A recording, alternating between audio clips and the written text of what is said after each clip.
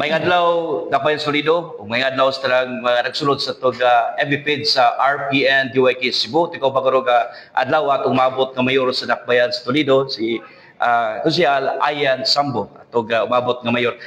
Mayor, niya gyud karon diri sa Dakbayan sa Toledo, amo gyud gituyo ni para among ipaabot ning kaning mensahe problema sa amahan katong 6 anyos nga naputlag til na iyang problema karon na nakabalik daw ang doktor o nurse pag-duty mga tabalan bisan pa man sa issue na naputlan niya. Kung may reaction mo ni Mayor? May muntag po din. No? Kining, mo na akong nadunggan nga ning balik na daw og duty ang katong nurse o ang doctor with the case involved, no? Kabayan na itong bata nga taga Campo Otso. Unya, I do not know kung kano saan nag-start o nag-start na magyod. Basta sa akong nadunggan, ning balik na daw kuan o duty ang nurse o kuan.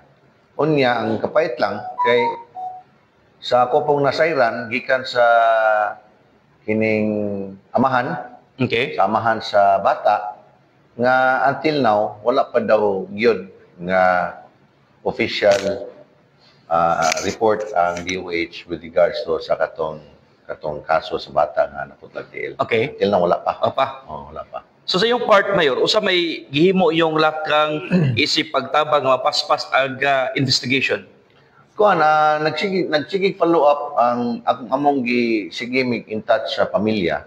Kay ang pamilya magod ingon ana moy na legal personality nga mo mo follow up sa DOH.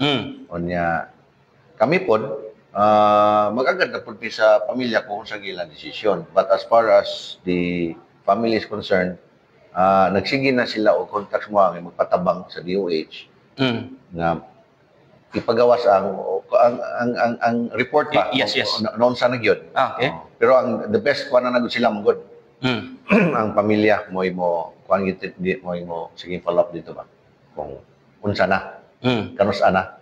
So but pasabot anytime na gusto nila nang ipaabot sa DOH, yun ang hatagan o gigong pagtagad para mapaspasan. Yes. Para mapaspasan. Well, dili mo sa kakabuot po sa DOH kung kanus saan nila i-release or unsa na yung status masig na pa sa legal department nila. Pero as of now, wala pa gitay nakita o nabasa na report with regards to the sa kaninga case. Okay. So, sa pagkakaroon, I'm sure nga doon mo regular nga paki-coordinate sa pamilya ning 6 anyos nga bata. Usa may gikinahanglan nila karon nga panahon na? Karon, boss, ang gikinahanglan nila is ang kuan gyud, financial. Unya ang suporta with regards to legal, sa legal gyud. Okay. Sa ako pong nakahinabi sa amahan, lately lang nagkastorya mi. Naghuwat gyud sila sa DOH nga official and nga report sa with regards to the incident, diba? Okay. Sa kung sang kuan mo sa gihuwat pud sa katong abogado sa pamilya.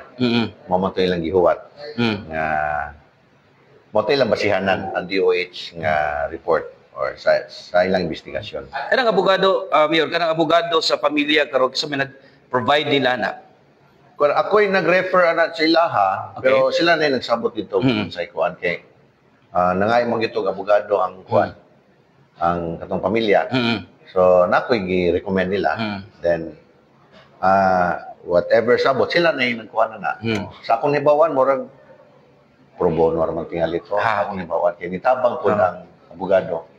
Willing mo tabang ba? Yes. Ako kay kalipay nila, Mayor, nga pinaagi nimo natabangan sila sa pangitag abogado. Maloy masagutan. Yes. Sila ako betos lang ipasabot at first nga kini ra bang kaso dili bien siya ingon nga mahuman dayon. Yes.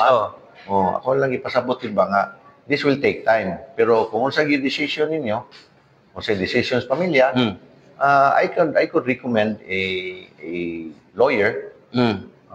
Nya kamo na lay pagsabot sa kuan sa may inyong sabutan. Kay nangayo mo gid sila og kuan. Ang tabang bay na.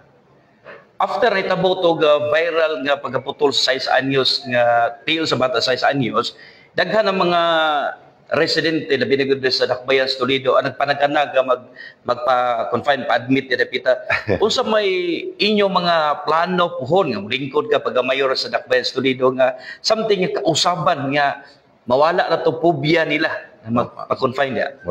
Murag nawa ng pagsalig. Oh, pagsalig, yes. Oh. Na mabalik. Inga na mo gina boss kining right now since pag wala pay kuan mo maginay kining usa sa ato ang tinguha no. Yes. Battle cry nato nga ato yung usbon ang ato ang city hospital. Kay mao mo gunay yang ugod sa mga tao. Unya kining unsao na to pagpaagyan nga mataga mabalik ang pagsalig sa mga tao then ato yung partial or total overhaul ang hospital.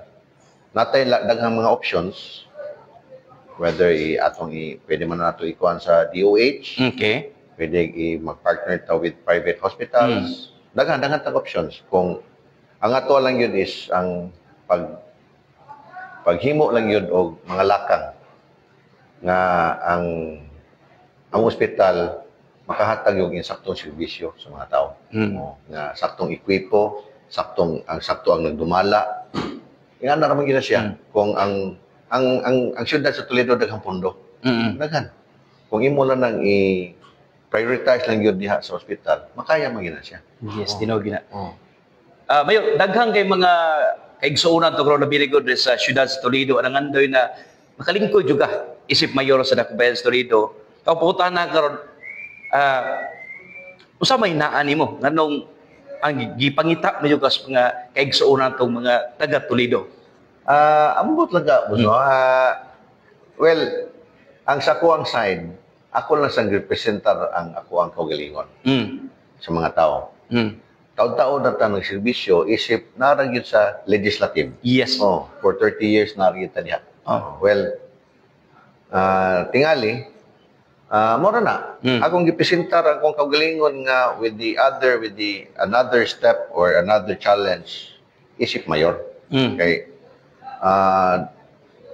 inga na naman yun na ang kuan, ang kining eleksyon or politika nga ato rin yung ipresenta na itong kaugalingon nga unsay atong plano, unsay atong mahimo sa dinhi sa atong syudad sa Toledo nga unsa pay angay natong buhaton para sa syudad sa Toledo. Kung unsay naana ko, di ko katubag ana, tao ra gyud may makatubag ana, pero as far as I'm concerned nga again, dugay-dugay na tanan serbisyo, pero depende rin ginas tao. Nga tingali sa ato ang taon-taon nga nag-alagad, daghan sa tag mga kailana, daghan tag natabangan in our own personal capacity.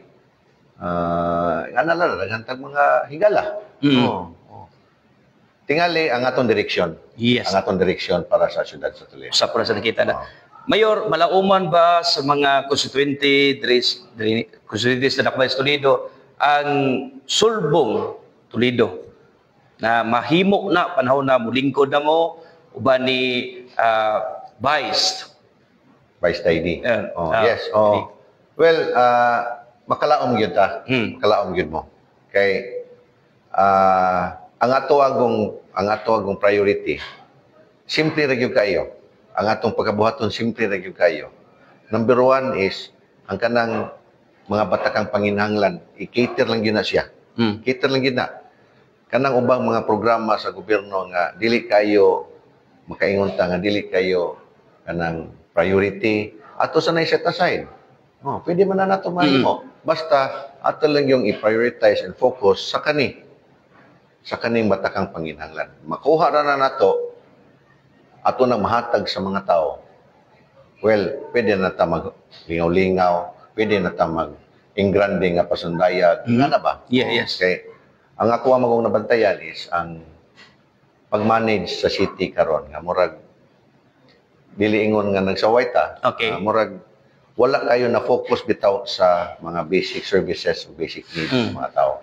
Na focus sa lain. So mo nang nagi na kompromiso. So, ginalatag redirection. Redirection. Oh, redirection. Para makita gyud to ag sulbong Toledo. Musulbong.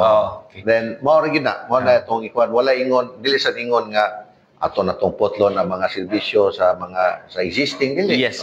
Ato lang yung redirect ang priorities. Yes.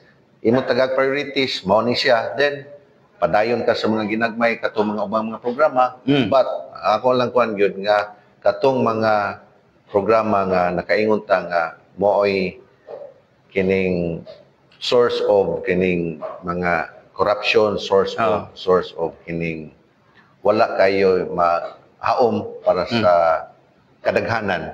Mo to ato ang putlon. Okay. Tapusan, Mayor, usa may mensahe nimo para sa tanan tong mga kaigsuonan, mga residente sa siyudad sa Toledo ning nagsingabot nga pilyay 2025. Kuan, ako lang mensahe is kuan, kitang hinaota nga pila na lang kadlaw eleksyon na. Onya kining kanira bang makadulang eleksyon. Daghan kayo ang mga lakang nga pagahimuon sa pikas nga para lang yun mga madaot ang kontra, madaot tanan. Ako wala nga tagaan na to og timbang-timbangon na to. Kita mga Toledonhon, timbang-timbangon na to. Kung nakauyon ba ta sa present or wala. Kung nakauyon ta, pwede ta dito. Pero kung wala gali, kuyog ta. Kaya ang Team Sulbong, ang direksyon sa Team Sulbong, maoragid na ang paghatag sa batakang panginahanglan o mga serbisyo para sa atong siyudad sa Toledo nga maoy na walaay matagaig pagtagad o nataligaman sa atong administrasyon. So, vote wisely. Napatay pila ka adlaw pagtimbang-timbang. Hinaot pa unong tanging timbang. Naa mo mapabor sa Team Sulbong. Thank you so much, Mayor. Okay. Salamat. Good luck. Salamat.